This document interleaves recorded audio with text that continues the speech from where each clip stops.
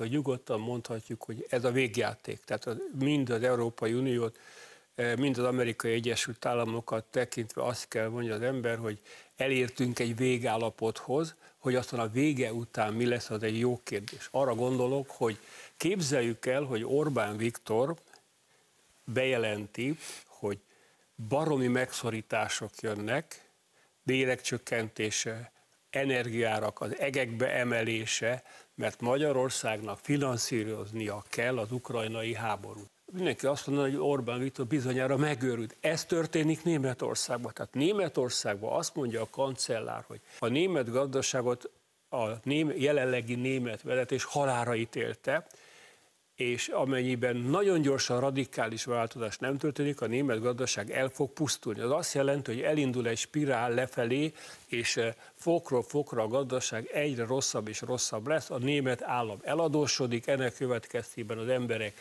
még jobban elszegényednek, és elindul egy olyan regresszió, aminek nem látjuk a végét, ami egyébként nekünk is fájni fog itt Európa közepén. Hogy valójában Európa ellen folyik egy ilyen különös, rejtett háború. A cél valójában Európa tönkretétele. Tehát miközben mi azt hisszük, hogy Európa az ukránok szabadságáért, jólétért és a gonosz orosz agresszió ellen harcol, azon közben valójában Európa módszeres tönkretétele a cél annak érdekében, hogy egy gyarmattá züllesszék le.